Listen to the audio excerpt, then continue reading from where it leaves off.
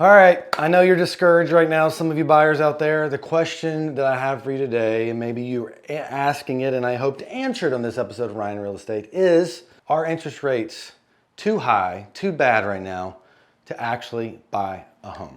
That's what we're gonna talk about on this episode of Ryan and Real Estate.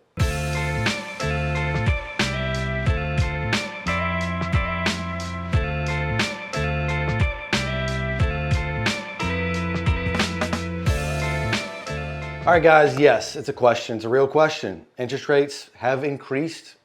They seem to stabilizing, but then they start to increase again, maybe drop a little bit, but overall, they are higher than they were a year ago, 2 years ago, for sure. Is it too high to buy? Well, let me give you some reasons of maybe why you can get past the interest rate problem and actually make a purchase. Give you some options out there. And talk to many of my lender friends. This is something I've seen them be able to pull off, and hopefully it might be a helpful resource for you. First off, yes, rates do not feel comfortable right now. It feels very high. It makes your affordability go lower. You can't buy the home that you could have bought a year ago based on that interest rate versus this interest rate. But here's what I ask you to do. Look at the history of interest rates. I have a slide here that shows you from all the way from the 60s to what the interest rates are to where it's at now. Historically, we are at very low interest rates. The problem is that we've kind of got used to these 3.5, 3.2% interest rates. So when we see 5, 5.5, 6, it seems like, oh my gosh, who would ever buy a home like that? Well, that was what the majority of people were doing just probably 7 years ago. And if you look historically, it's been much higher than this. In the 80s, they were having 15, 17% interest rates. Homes weren't as expensive, but that's what the interest rate was. So yes, you gotta look at historical. You gotta have a good perspective to understand where the interest rates are at today compared to where they've been at historically. Secondly, the question I have for you is, what is it gonna cost you to wait and buy? Are you just never gonna buy? Are you going to rent forever? Are you living in that apartment that you wanna live in and you're not gonna do that because of the interest rates forever?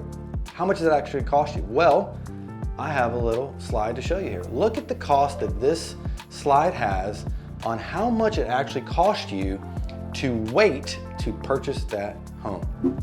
Isn't that not amazingly crazy? Interest rates will go up and down, but what we have seen historically is that home prices always go up. As long as you stay in that house, the prices will continue to rise.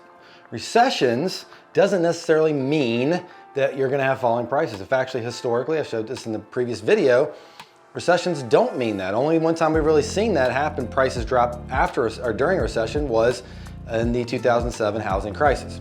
So that does not mean that. Another thing that you can do if you're kind of down on the interest rate and don't know whether to buy, and I would encourage you not to read the news, is talk to a local lender. We have some great local lenders here in Houston. I would love to refer you to them. Give me a call, drop a comments in here, let me know if you need one. I'd love to get you connected. But talk to a local lender and actually don't just guess, don't read the news and let it formulate your decision of if you can buy or not, or if the interest rates are too high. Talk to a lender and just allow the lender to make a game plan for you to see if it is a possibility. And that lender also has lots of actually alternative financing options. One lender I just talked to has what they call a 3-2-1 loan, which basically you get the first year at really low interest rates, second year goes up a little bit more, third year goes up a lot more, but it's actually kind of allowing time to let those interest rates drop and then you refinance in 3 years, which most likely we're not gonna see interest rates continue to climb. All the experts, and we study them hard, say that we are going to have lower interest rates probably in the next coming year. So get in this little 3-2-1 program, lower that interest rate. Other thing you do is you can look for grants, gift funds, down payment assistance. I would encourage you to go to downpaymentresource.com, which gives you a lot of great information on down payment assistance. But bottom line is, here's what I tell you to do. Don't just take the face value of interest rates are high, I can't afford now. Let's have a conversation, let's connect, and let's talk about what we can do and what's the game plan and what the possible options are. And yeah, maybe you don't end up buying this year, that's okay, but at least you know, rather than just taking a guess. Ryan in Real Estate, great being with you. We will see you next time.